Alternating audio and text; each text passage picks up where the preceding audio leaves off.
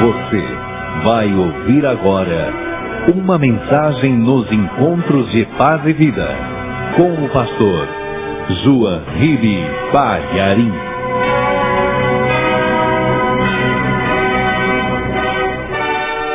Por favor, abra o Evangelho no livro de Atos, capítulo 5, versículo 19.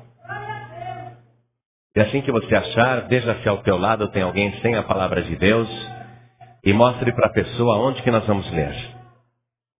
Atos, capítulo 5, versículo 19. Está escrito assim: Mas, de noite, um anjo do Senhor abriu as portas da prisão e, tirando-os para fora, disse: Ide, apresentai-vos no templo e dizei ao povo todas as palavras desta vida. Amém? Eu vou reler o versículo 20. Ide, apresentai-vos no templo e dizei ao povo todas as palavras desta vida. Amém? Agora eu leio e quero que toda a igreja de Cotia repita bem alto e bem forte. Vamos lá. Versículo 20. Ide, apresentai-vos no templo e dizei ao povo todas as palavras desta vida. Amém? Você crê no Evangelho? Você crê na palavra de Deus? Então vamos desocupar as nossas mãos e vamos dar para a palavra de Deus a melhor salva de palmas que Cotia já deu. Isso! Vamos aplaudir e glorificar a Deus. Enquanto você aplaude, diga glória a Deus. Isso, aplaude, dá glória. Senhor nosso Deus e nosso Pai Todo-Poderoso, recebe o louvor da tua igreja agora. E enquanto este louvor está subindo, faz descer a tua bênção neste lugar. Enche este recinto com teu poder e com a tua glória. Abençoe cada vida aqui presente. Unge os nossos lábios agora para falar. Envia a tua palavra através da nossa boca. E que a tua palavra vá e produza o resultado para o qual está sendo mandada. Em nome de Jesus. Amém. Diga amém, Jesus. Poder se assentar, igreja. O que estava acontecendo em Jerusalém era um fenômeno. Uma nova doutrina tinha tomado conta da cidade. Jesus já não estava no nosso meio, porque ele já havia ressuscitado dos mortos e subido aos céus. Mandou os apóstolos pregarem e serem testemunhas, começando por Jerusalém. Jesus disse: Jerusalém, Judeia, Samaria, até os confins da terra. Então chegou a hora de Jerusalém, a cidade do grande rei, a cidade eterna, ser abalada pelo poder de Deus. E 12 homens e 120 discípulos estão simplesmente revolucionando a cidade de Jerusalém. É uma verdadeira febre. É uma coisa inacreditável. Demônios saem, paralíticos andam, mudos falam, cegos são curados. Os milagres vão se repetindo e Jerusalém se torna a sede do poder de Cristo. E pessoas de todas as cidades vizinhas começaram a trazer para Jerusalém doentes e atormentados de espíritos maus, para que os discípulos orassem, não apenas os apóstolos, mas os discípulos em geral, orassem para curá-los. E diz aqui a palavra de Deus, no versículo 16, que todos eram curados. Veja comigo, Atos 5,16. E até das cidades circunvizinhas concorria muita gente a Jerusalém, conduzindo enfermos e atormentados de espíritos imundos, os quais todos eram curados. Todo mundo que ia buscar uma bênção, voltava para casa levando a bênção. Ninguém se decepcionava, ninguém falava: eu perdi a viagem. Nós estamos tão distantes de Jerusalém. Mas eu te digo que esta igreja também é a sede do poder de Cristo aqui nesta cidade. E você que veio aqui nesta igreja não vai voltar de mãos vazias. Você vai levar a tua bênção. A bênção que você está querendo, você vai levar para a tua casa. Você imagina, a cidade de Jerusalém, que já era muito movimentada, ficou inchada. Porque as pessoas vinham das cidades vizinhas em busca de um milagre, através de Pedro, dos apóstolos e dos discípulos. E os milagres acontecendo. Mas era tanta gente, e tão poucos obreiros, que as pessoas ficavam desesperadas para terem um contato com a virtude, com o poder de Cristo. Então olha o que as pessoas faziam. Como não podiam chegar até os discípulos, como era muita gente para poucos obreiros, eles colocavam os doentes deitados em camilhas, em colchões, em colchonetes, colocavam os doentes deitados à beira do caminho, na esperança de que Pedro, quando passasse, pelo menos a sua sombra tocasse nos doentes. As pessoas estavam com muita fé. Olha só. Olha, põe o doente aqui, que se pelo menos a sombra de Pedro tocar no doente, o doente sara. Era muita fé que o povo estava. E a cidade hiperlotada. Todo mundo na esperança de receber uma bênção, nem que fosse só a sombra projetada de Pedro. Nós estamos numa situação muito melhor do que aquela, sabe por quê? Porque não a sombra, mas a luz. E não Pedro, e sim Jesus está passando por aqui. A luz de Jesus projetando na tua vida vai realizar a obra de Deus que você está esperando. Você imagina a euforia na cidade de Jerusalém. Era uma verdadeira festa. E os apóstolos estão felizes, mas o diabo está furioso. O diabo está com ódio. E aquelas pessoas usadas pelo diabo começam a perseguir a igreja e os apóstolos e também os discípulos. E nos diz aqui a palavra de Deus que a inveja que eles sentiam era tão grande que eles decidiram prender os apóstolos. Vê comigo o versículo 17. E levantando-se o sumo sacerdote e todos os que estavam com ele, e eram eles da seita dos saduceus, encheram-se de inveja. E lançaram mão dos apóstolos e os puseram na prisão pública.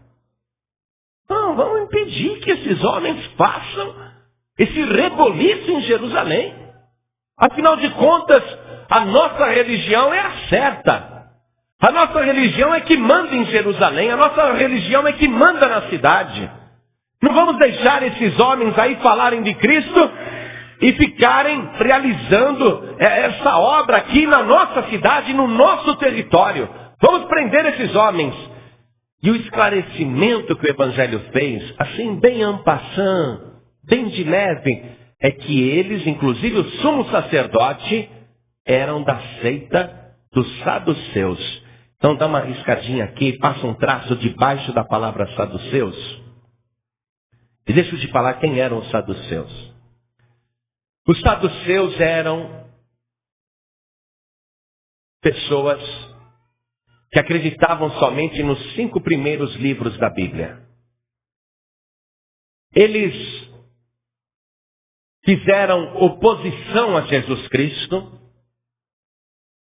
Enquanto Jesus estava na terra, eles perseguiram Jesus.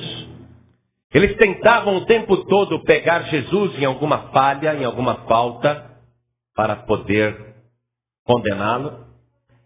E eles não acreditavam em ressurreição. Os saduceus não acreditavam em ressurreição. E nem na vida depois da morte. Os saduceus acreditavam que morreu a pessoa, morre com ela o cérebro e o espírito. Então eles perseguiam Jesus, que anunciava ser ele a ressurreição e a vida. Mas os saduceus não acreditavam em ressurreição. Os saduceus não acreditavam sequer em anjos. Eles achavam que a vida era só isso que estava aqui no mundo. E a maior parte das pessoas que pertencia à seita dos saduceus eram pessoas ricas. E é lógico, o rico tem muito dinheiro, o que ele precisa está neste mundo e o dinheiro dele compra, para que ele está preocupado com outra vida? Esses saduceus que foram inimigos de Jesus, fizeram parte do conselho que condenou Jesus. Levantaram falsas testemunhas. E o que é mais impressionante é que o sumo sacerdote é saduceu. Olha só, o sacerdote que devia ser o homem de mais fé em Israel, ele não acredita em outra vida.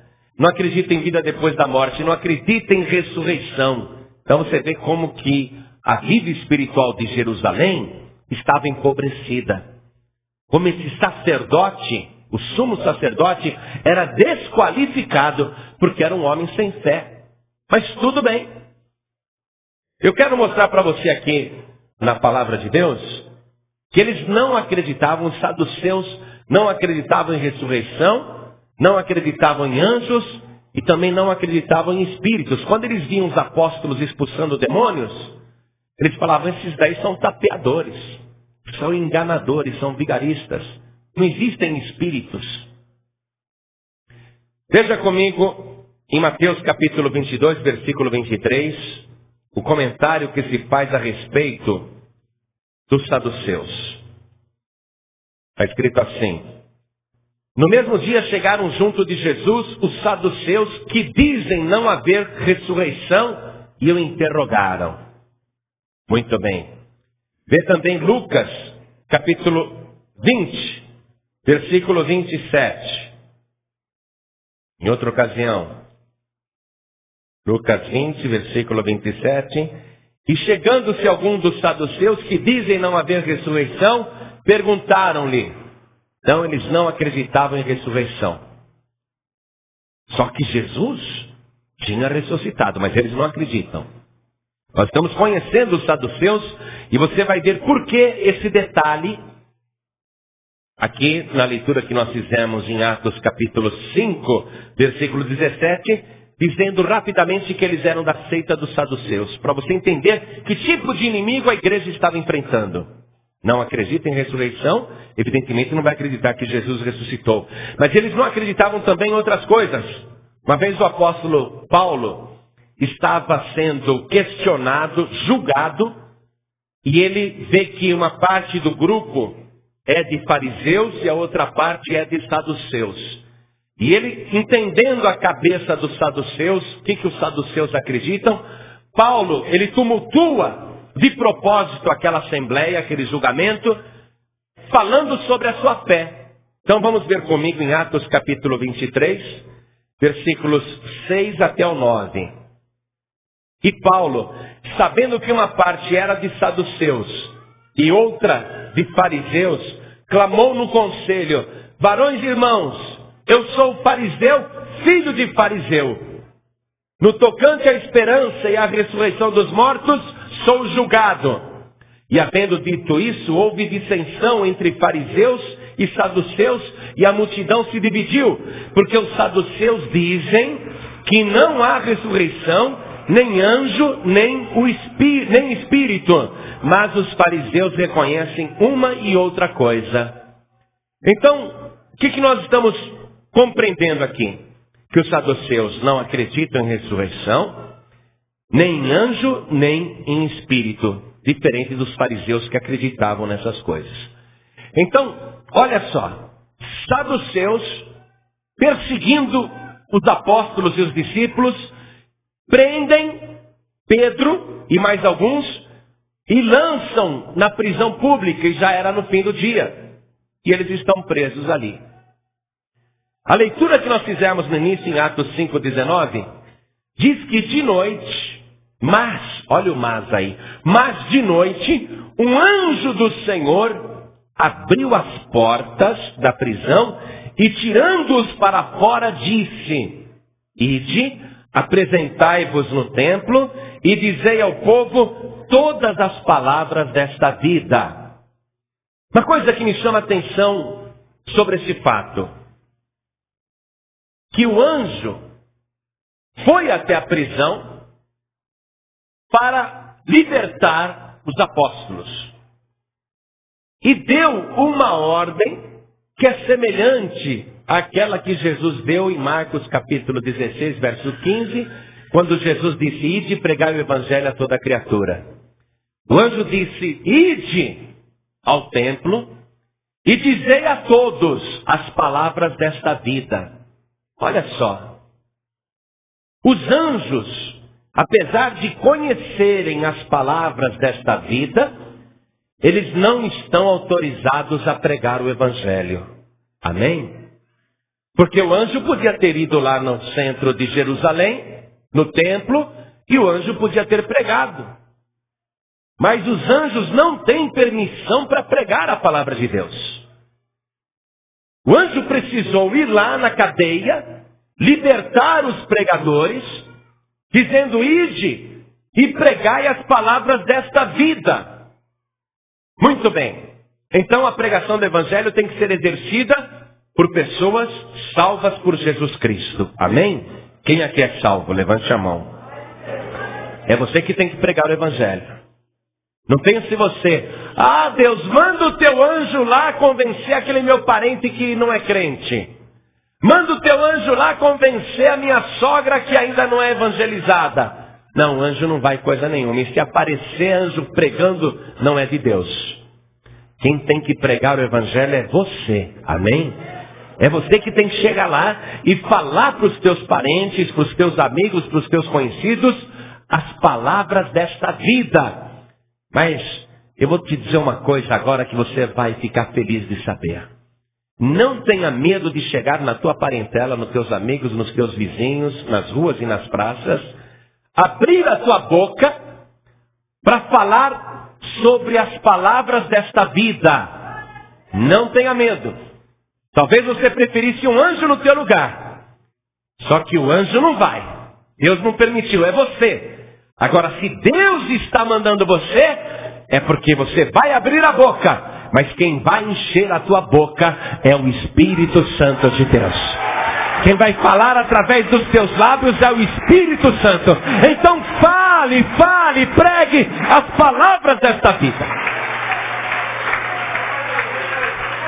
Quais são as palavras desta vida que o anjo se refere aqui, ó?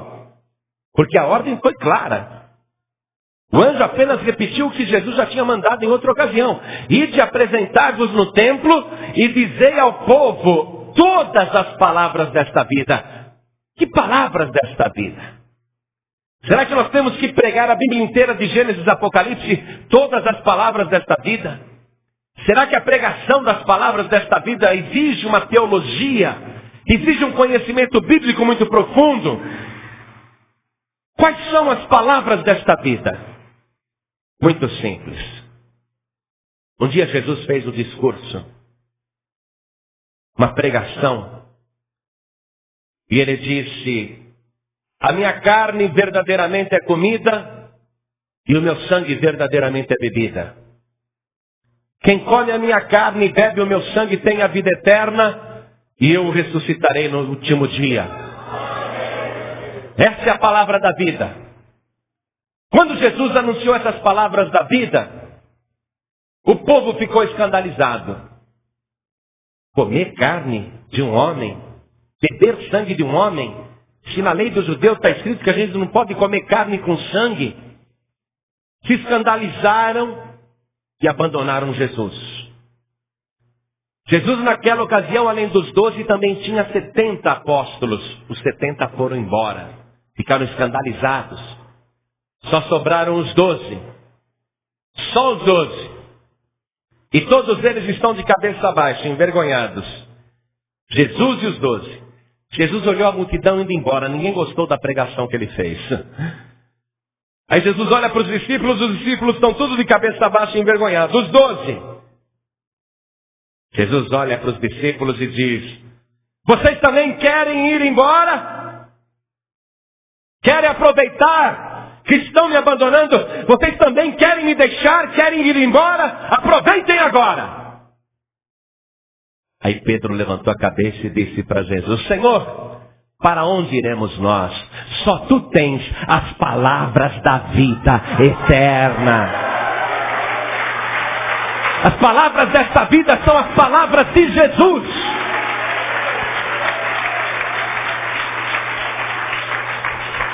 E o próprio Jesus, na noite de quinta-feira, na noite em que foi traído, a última noite de vida aqui na terra, Jesus faz uma oração.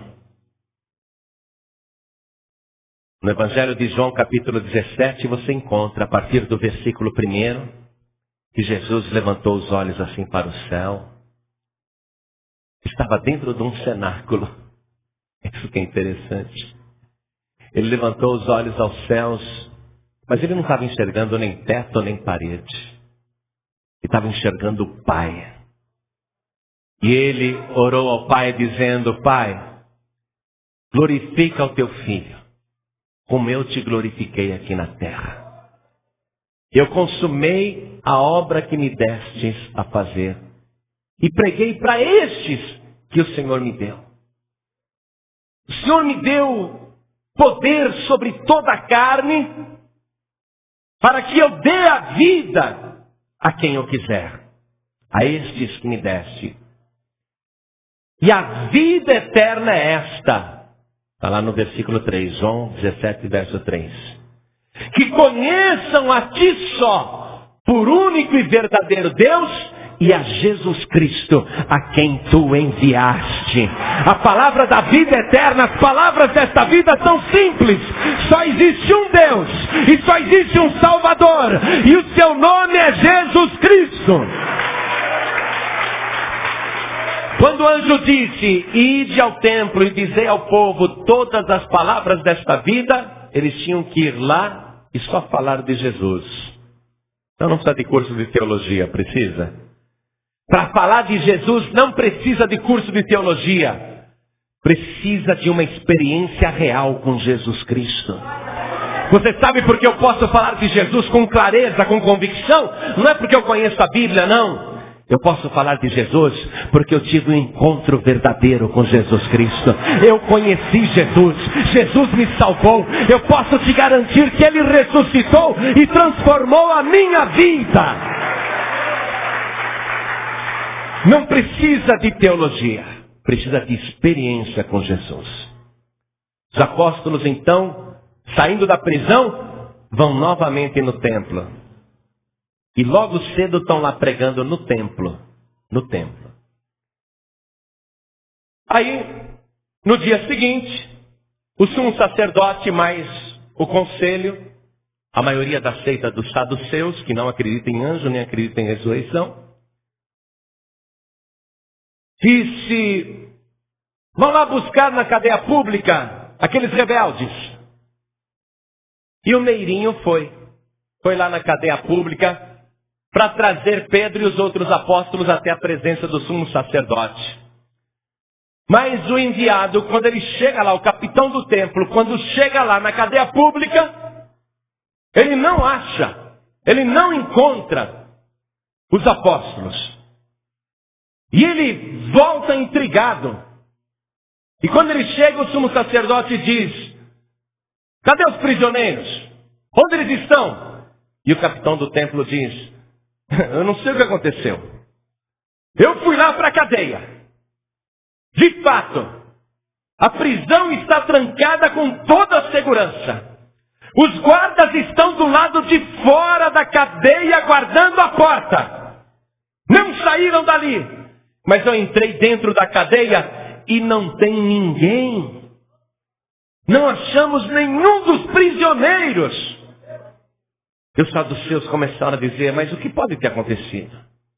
Eles não podem ter evaporado e sumido. Eles não podem ter ficado invisíveis. O que será que aconteceu? Eles estão ali se questionando, perguntando sobre aquele mistério, quando vem um homem correndo da turma deles. Vem um homem correndo e diz: olha, sabe aqueles prisioneiros? Aqueles que nós prendemos ontem, que estavam presos, sabe onde eles estão? Eles estão lá no templo, falando de Jesus Cristo, dizendo que Ele é o Filho de Deus, dizendo que Jesus ressuscitou, dizendo que um anjo tirou eles da cadeia. Você imagina como é que ficou a cabeça daqueles saduceus que não acreditavam em anjo e não acreditavam em ressurreição. Aí o sumo sacerdote, abestalhado, disse: vamos lá buscar, tragam eles aqui. E quando os apóstolos chegaram, o sumo sacerdote arrogante disse assim: nós já não vos ademostramos expressamente para que não ensinasseis mais no nome desse Jesus que morreu? Vocês estão enchendo Jerusalém dessa nova doutrina e vocês querem lançar sobre nós o sangue deste homem, a culpa daquela morte. E o apóstolo Pedro respondeu: mais importante do que obedecer vocês, homens, é obedecer o Deus Todo-Poderoso. Não adianta, nós vamos continuar falando de Jesus. Esse Jesus, aí Pedro arrasou, né? Esse Jesus que vocês mataram, pendurando no madeiro. Mas saibam vocês, saduceus, que esse Jesus que vocês mataram, Deus o ressuscitou dos mortos. Ele está vivo, Ele está conosco, e Deus com a sua mão direita o colocou como príncipe e salvador. Você viu a pregação de Pedro? Jesus está vivo, apesar de ter sido morto, e Deus o colocou como príncipe, isto é, principal, e como Salvador, para perdão dos pecados.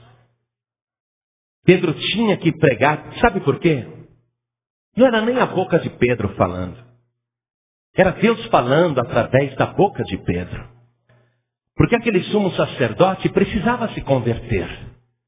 Ele podia ser sumo sacerdote, mas não era salvo. Ele podia ser religioso e o homem mais importante do templo, mas o nome dele não estava escrito no livro da vida. Ele não acreditava em vida eterna, não acreditava em ressurreição. Veja, Deus nunca vai permitir que uma pessoa saia deste mundo sem nunca ter ouvido o Evangelho. Deus sempre vai colocar a sua palavra na frente da pessoa, 1, 2, 3, 4, quantas vezes forem necessárias. Essa já é a segunda vez que Pedro está pregando a mesma palavra para o sumo sacerdote. Se esse homem foi para o inferno, foi porque quis. Porque ele teve provas de que Jesus tinha ressuscitado. Ele viu milagres como nunca tinha acontecido antes em Israel. E ele viu. E o testemunho de todos dizendo que Jesus ressuscitou dos mortos. Se esse sumo sacerdote está atormentado em chamas agora, ele merece. Porque ele não quis se arrepender. Sabe qual foi a ideia dele aqui nessa hora?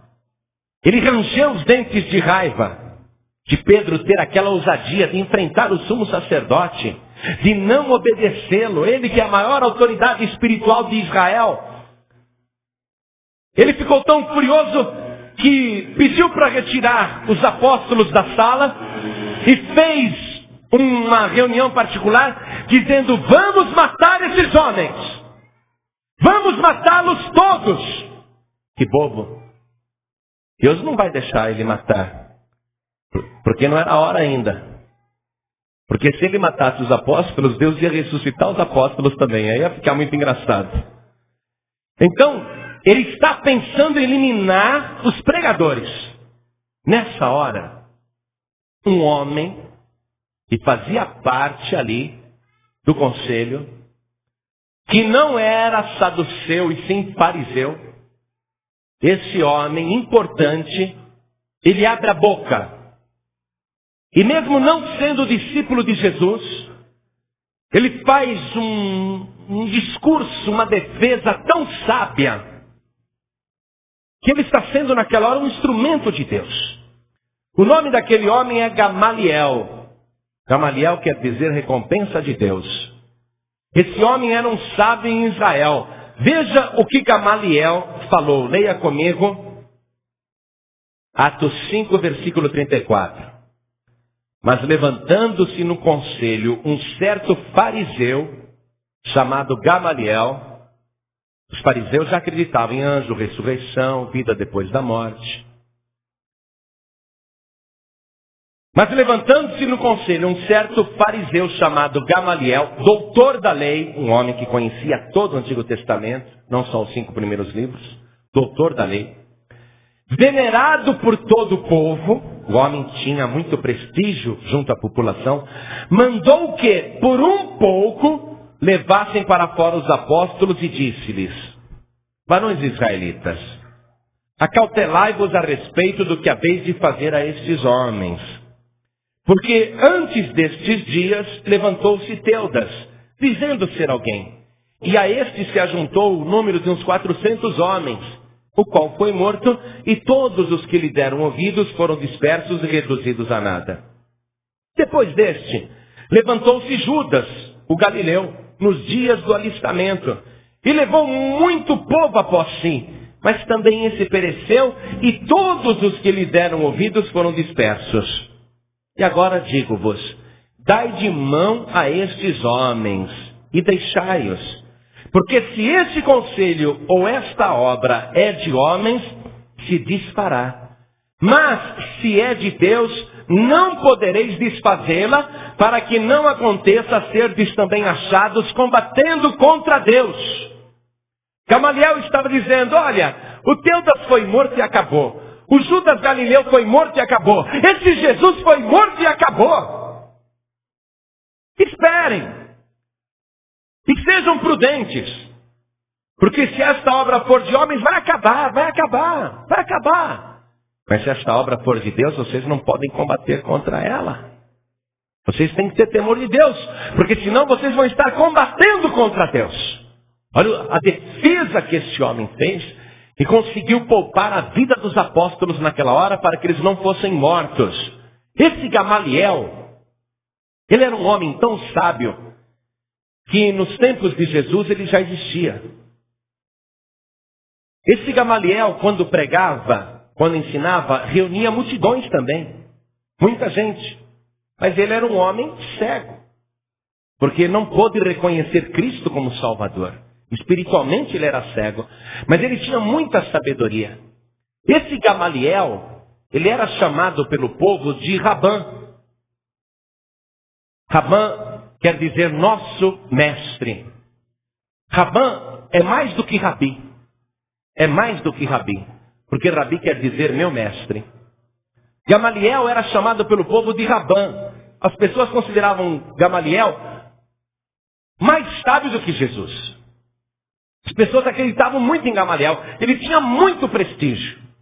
E esse Gamaliel, quando morreu, houve uma tristeza muito grande na nação inteira. Um livro judaico chamado Mishnah, que é antigo, muito antigo, tem um comentário sobre a morte de Gamaliel, quando Gamaliel morreu. Eu transcrevi aqui, vou ler para você. Desde que morreu o Rabã Gamaliel, o ancião, não houve mais reverência pela lei. E a pureza e a abstinência morreram ao mesmo tempo. Gamaliel era um grande pregador. Muito querido. Era um exemplo de vida. Mas a Mishnah tem esse escrito dizendo, desde que morreu o Rabã, o nosso mestre Gamaliel, aquela pregação da palavra não acontece mais. E a pureza e a abstinência morreram junto com ele. Eles lamentam até hoje a partida do Gamaliel. Mas, amados, eles consideravam Gamaliel maior do que Jesus. Jesus era chamado de Rabi. E Gamaliel era chamado de Rabã. Só que o Rabã deles morreu. E todos ficaram órfãos. Mas o nosso Rabã Jesus Cristo morreu e está vivo pelos séculos dos séculos, porque ressuscitou. A palavra continua sendo pregada com poder, porque é Ele que ministra a palavra. Ele é o exemplo de vida. Eles não têm mais consolo com o Rabã Gamaliel, mas nós temos a presença permanente do Senhor Jesus na nossa vida. Pedro e os apóstolos, graças ao conselho e à interferência de Gamaliel, foram poupados naquela hora. Mas os sacerdotes pegaram Pedro, os apóstolos, e mandaram açoitar. Deram uma surra violenta e disseram: não preguem mais no nome de Jesus. Só que eles saíram dali e foram para o cenáculo, para a igreja orar, e contaram para os irmãos a oposição, a perseguição, os açoites, a surra que eles levaram. E os irmãos oraram a Deus. Ó Deus, ó Deus, veja o que eles estão fazendo com a tua obra. Dá-nos agora ousadia para continuar pregando a tua palavra. Dá-nos atrevimento para falar. E opera sinais, prodígios e maravilhas através de nós. E eles oraram aquela noite inteira. Quando foi no dia seguinte, eles estavam de novo pregando no templo e anunciando que Jesus é o Filho de Deus e o único e suficiente Salvador. Que Jesus foi morto, mas está vivo para sempre. Você viu que coisa tremenda?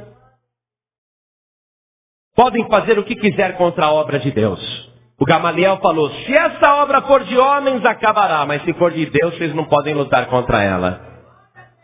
A obra chegou até hoje. Morreu Gamaliel, morreu o sumo sacerdote, morreu todo mundo. A religião judaica é desse tamanho. Mas o cristianismo está envolvendo o planeta inteiro. Ainda que não queiram que se fale de Jesus, o evangelho está sendo pregado e a obra está crescendo cada vez mais. E o inimigo está sempre levantando opositores. Eu me lembro que uma vez, quando nós tínhamos uma única igreja na Avenida Rio Branco, de repente eu notei que os jovens estavam sumindo da igreja. Cadê os jovens? Um dia apareceram dois. Eu falei: o que está acontecendo? Ah, sabe o que é, pastor? Sabe aquele pastor que veio do Rio de Janeiro? Aquele pastor de uma outra denominação que veio aqui e está congregando por enquanto aqui? Eu falei: sim. Pois é, ele tem o dom de profecia. Ele é profeta.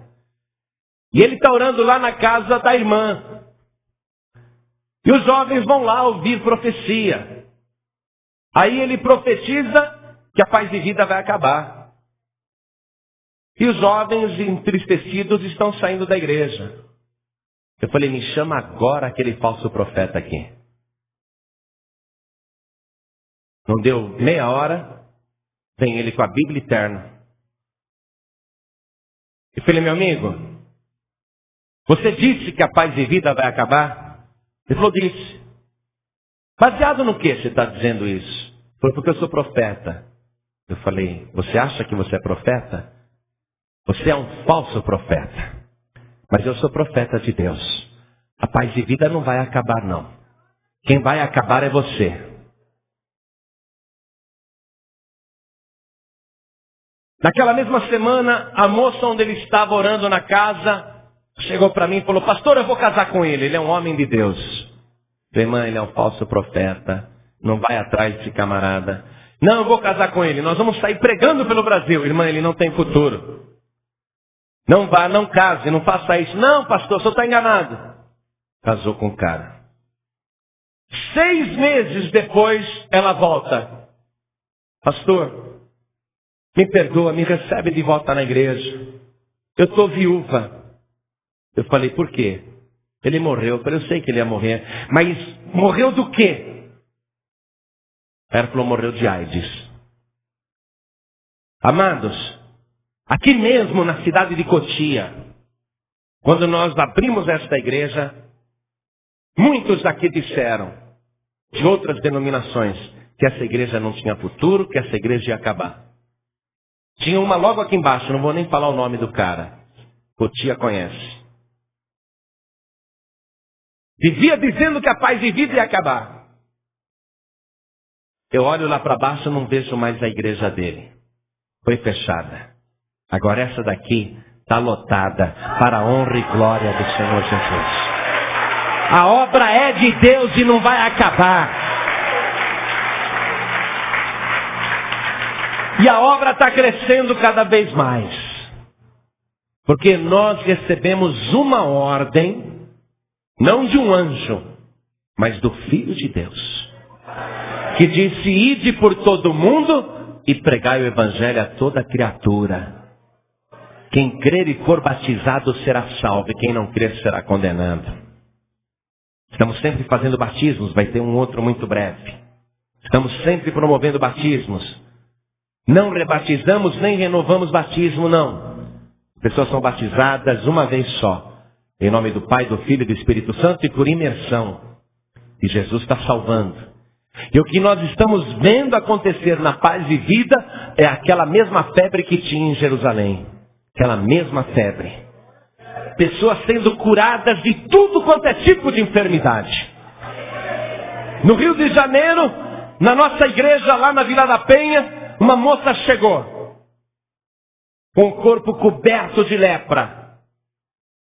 Só as mãos e o rosto para fora, toda enfiridada. Rosto enfiridado, as mãos enfiridadas. Ela, assim, com a camisa amarrada no punho, para ninguém ver. Foi lá pedir oração. Foi lá fazer campanha de oração. Na mesma semana, aquelas feridas que cobriam todo o seu corpo desapareceram para a honra e glória do Senhor Jesus. Câncer, AIDS, tudo quanto é tipo de doença, Jesus está curando na paz de vida. E quem está passando no nosso meio é o próprio Senhor Jesus. Ele disse, onde estiverem 2 ou 3 reunidos em meu nome, aí estou eu presente no meio deles. Quando os guardas foram procurar Pedro e os apóstolos na prisão, não acharam.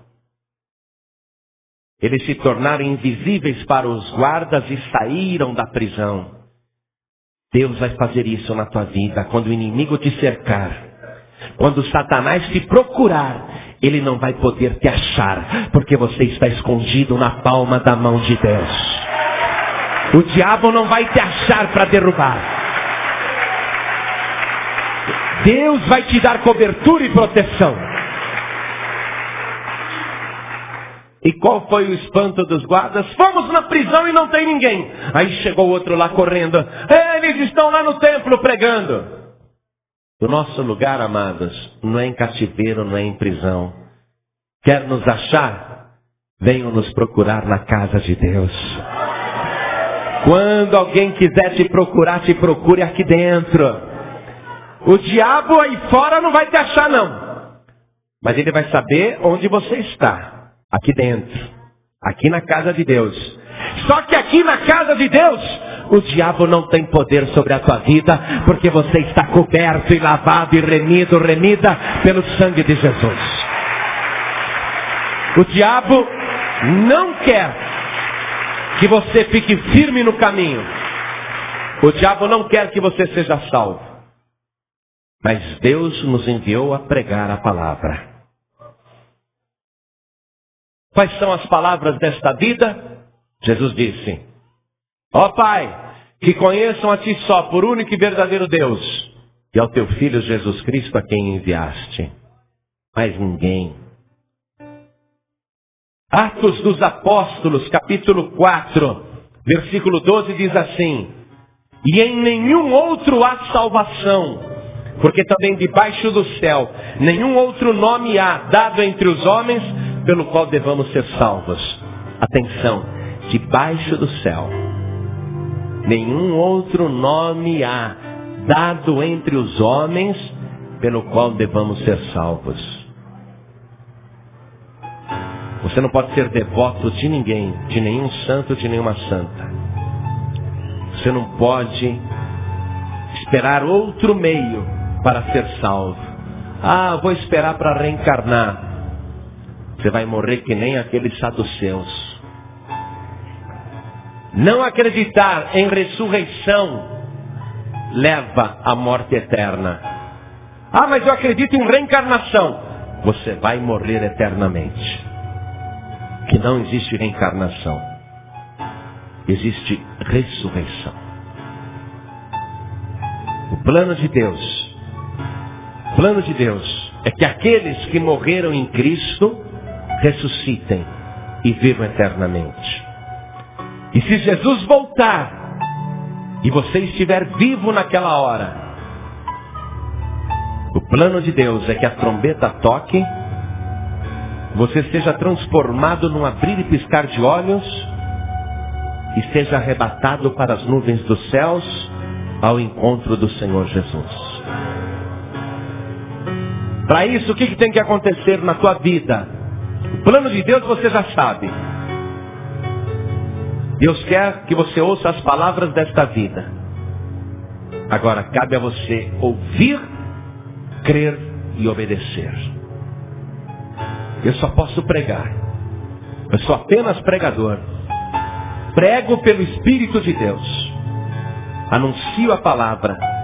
Mas quem decide é você. Se eu pudesse decidir por você, seria fácil. Mas a decisão é pessoal, é sua. Você que tem que dizer: eu quero receber Jesus Cristo como meu único Salvador. E você que está desviado, desviada, afastado, afastada, frio na fé, é esse Jesus vivo que você tem que servir. Adorar a Deus em espírito e em verdade. Consertar a tua vida. Deixar Deus fazer a obra. Porque Deus tem um plano com você. Deus tem algo para fazer na tua vida.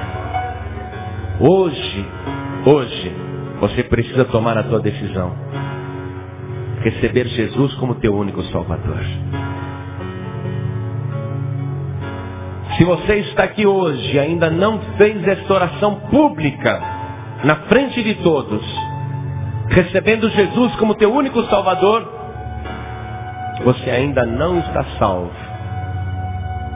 Nós podemos receber Jesus como Salvador dentro do quarto. Nós podemos receber Jesus como Salvador dentro do ônibus, dentro do carro, dentro do metrô, em qualquer lugar. Mas na igreja, no templo, é onde você se rende ao Senhor Jesus. É onde você se ajoelha na frente dos homens e confessa Jesus como teu único Salvador. Jesus disse: quem me confessar diante dos homens, também eu confessarei diante do meu Pai que está nos céus. Tem que ser na frente de todo mundo na igreja. Tem que fazer isso. A igreja tem que ser testemunha. É na igreja que o homem e a mulher que já conhecem o caminho, mas estão afastados, ou frios, ou desviados, é no templo, é na igreja, que a pessoa vem, dobra o joelho e se conserta com Deus. Coloca a vida no altar, pede perdão, se conserta. Às vezes eu fico admirado de ver quantos cristãos estão fumando. Quantos cristãos estão bebendo, jogando, fazendo coisas erradas. Porque ainda não se renderam a Jesus. Não dá para você viver dividido. Você tem que se render a Jesus. E Jesus vai fazer a obra na tua vida. Hoje você tem que se entregar para Jesus. Hoje você tem que se render para Jesus. Quantas pessoas aqui nesta noite, atenção, olhem para mim, olhem para mim. Quantas pessoas aqui nesta noite querem receber o Senhor Jesus como o único Salvador? Ergue a mão direita assim bem alto. Ergue bem alto a tua mão. Oh, glória. Ergue, não tenha vergonha não, mais alto. Oh, glória. Sai do teu lugar e vem aqui na frente comigo, por favor. Vem cá. Todos que ergueram as mãos, venham para cá. Vamos aplaudir o Senhor Jesus por cada vida que está chegando. Fico feliz de ver vocês aqui. Muito, muito. Fico muito feliz. Feliz demais. Você que está afastado, afastada, desviado, desviada, Jesus está voltando. E você não pode continuar desviado, desviada, ou com um pé na igreja e outro no mundo. Às vezes a pessoa, ela sabe que tem que vir para a igreja, mas depois que ela sai da igreja, faz as obras do diabo. E a pessoa fica triste. A pessoa sabe que desse jeito não está servindo a Deus. E o Espírito Santo está me usando agora para falar com você, para consertar a tua vida, para você colocar a tua vida aqui no altar agora. E o Espírito Santo vai trabalhar. Jesus vai te transformar, vai te libertar.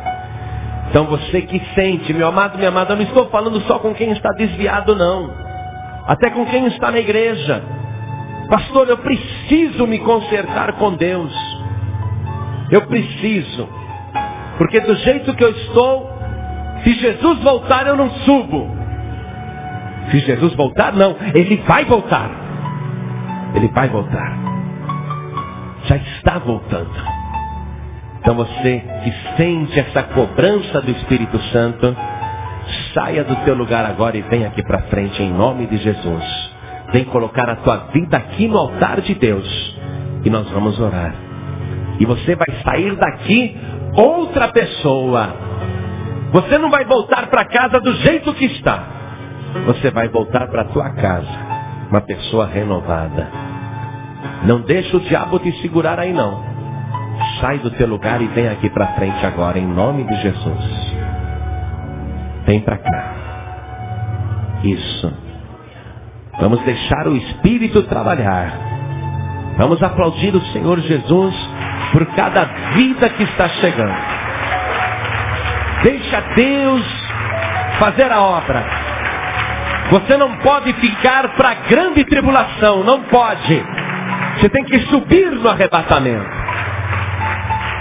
Jesus tem que transformar a tua vida. Tua vida tem que mudar. E eu sei que vai mudar. Então nós vamos dobrar o nosso joelho aqui na frente agora. Dobre o teu joelho. Você que está recebendo Jesus como teu único Salvador, coloque a mão direita sobre o coração, assim.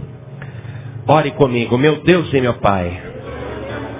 Neste momento, eu me rendo aos teus pés para pedir o perdão dos meus pecados e declarar diante de todos que eu recebo o Senhor Jesus como meu único e suficiente Salvador. Eu ouvi, meu Deus, a tua palavra de vida eterna, e é por isso que eu me entrego no teu altar, porque eu sei que só Jesus tem a palavra de vida eterna, e Ele é e sempre será o meu único e suficiente Salvador. Amém. Agora você que estava fraco na fé, você que estava desviado, desviada, você que está querendo que Deus complete a obra na tua vida, todos que estão de joelhos, orem assim comigo. Meu Deus e meu Pai, eu sei que o Senhor Jesus está voltando, e eu não quero ficar surdo na hora em que a trombeta tocar. Pelo contrário, meu Deus, eu quero ouvir aquele chamado. Eu quero estar entre as pessoas que vão ser transformadas e subir aos céus, ao encontro do Senhor Jesus nas nuvens. Por isso, meu Pai, me transforma agora pelo teu poder. Me purifica de todo o pecado. Aperfeiçoa a minha vida. E pelo sangue de Jesus, me restaura, me renova. Meu Deus da glória, a minha vida é tua. E eu não posso ficar na terra. Eu tenho que morar no céu. Me ajude a vencer. Me ajude a chegar. Me sustente, meu Deus, com a tua mão poderosa. E se eu cair, me levanta, Senhor. Não me deixe no pó, mas me segura com a tua mão poderosa. Em nome de Jesus, assim seja.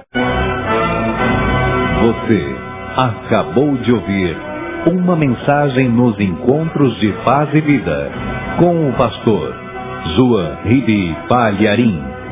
Participe você também dos Encontros de Paz e Vida, às 8 horas da manhã, às 3 horas da tarde e às 7 horas da noite. Comunidade Cristã Paz e Vida, lugar de gente feliz.